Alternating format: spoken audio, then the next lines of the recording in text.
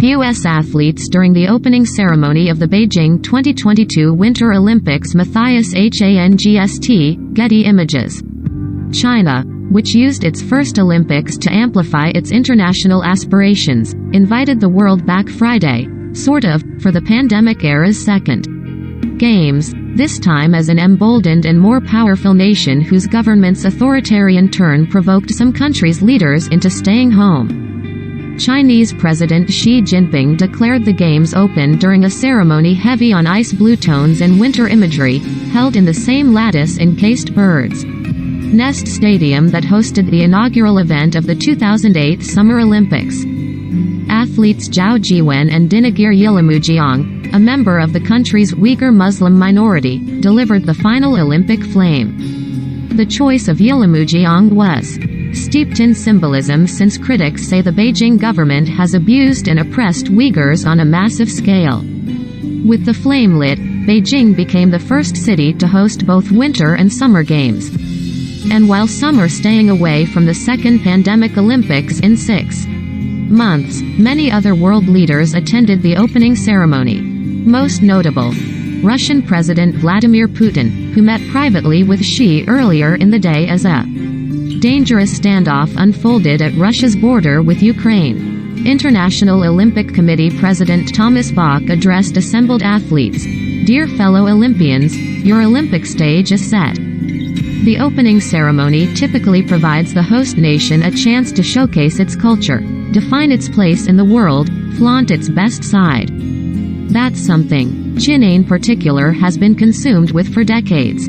But at this year's Beijing Games, the gulf between performance and reality is shaping up to be particularly 14 years ago, a Beijing opening ceremony that featured massive pyrotechnic displays and thousands of card-flipping performers set a new standard of extravagance to start an Olympics that no host since has matched. It was a fitting start to an event often billed as China's coming out. Now, no matter how you view it, China has arrived. But the hope for a more open country that accompanied those first games has faded. For Beijing, these Olympics are a confirmation of its status as world player and power. But for many outside China, particularly in the West, they have become a confirmation of the country's embrace of more oppressive policies.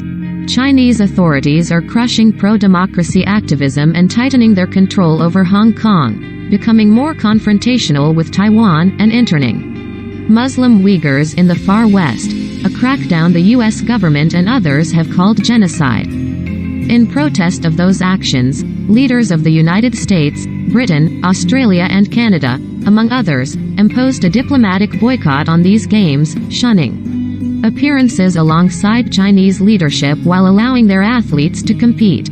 But China came back with its own finger in the eye Friday, putting Yilamujiang in arguably the most anticipated role of the night. The pandemic also weighs heavily on this year's Games, just as it did last summer in Tokyo. More than 2 years after the first COVID-19 cases were identified in China's Hubei province, nearly 6 million human beings have died and hundreds of millions more around the world have been sickened. The host country itself claims some of the lowest rates of death and illness from the virus, in part because of strict lockdowns imposed by the government, aimed at quickly stamping out any outbreaks. Such measures instantly greeted anyone arriving to compete in or attend the Winter Games. In the lead-up to the Olympics, China's suppression of dissent was also on display in the controversy surrounding Chinese tennis star Peng Shuai. She disappeared from public view last year after accusing a former Communist Party official of sexual assault. Her accusation was quickly scrubbed from the internet, and discussion of it remains heavily censored. In the shadow of those political issues, China put on its show. As Xi took his seat, the performers turned toward him and repeatedly bowed. A simultaneous cheer went up as they raised their pom-poms toward their president, China's most powerful leader since Mao Zedong. A barrage of fireworks, including some that spelled out "spring," announced that the festivities were at hand.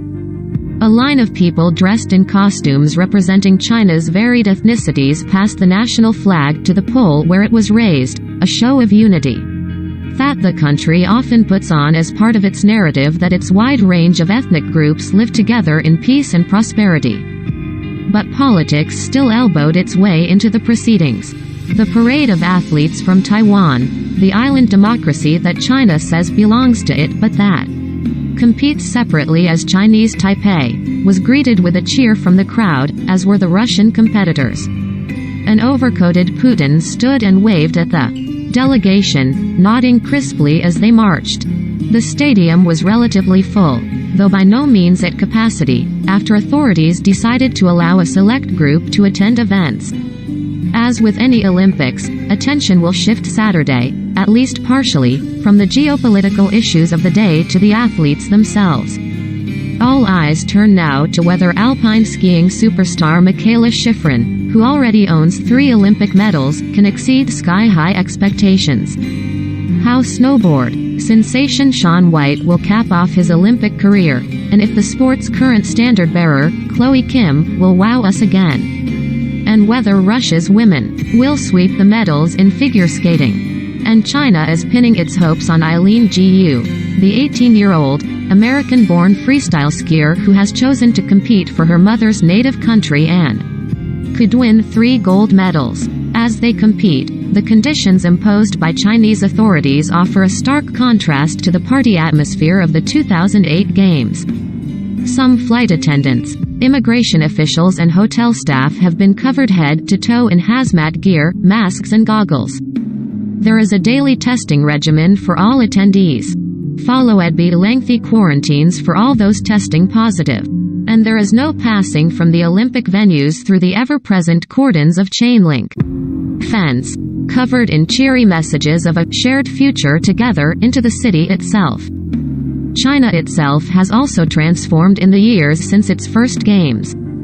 Then, it was an emerging global economic force making its biggest leap yet onto the global stage. Now it is a burgeoning superpower.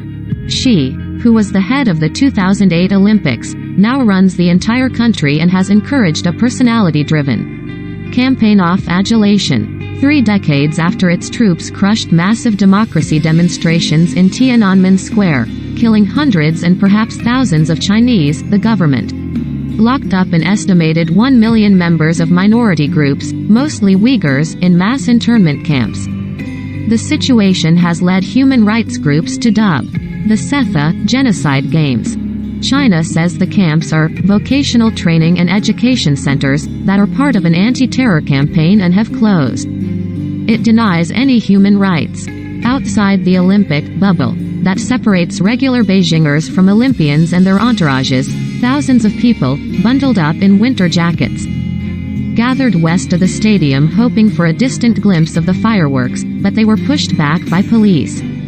Elsewhere in the city, others expressed enthusiasm and pride at the world coming to their doorstep. Zhang Wenkan, a collector of Olympic memorabilia, said Friday that he was excited, but that was tempered by the virus that has changed so much for so many. I think the effect of the fireworks is going to be much better than it in 2008, he said.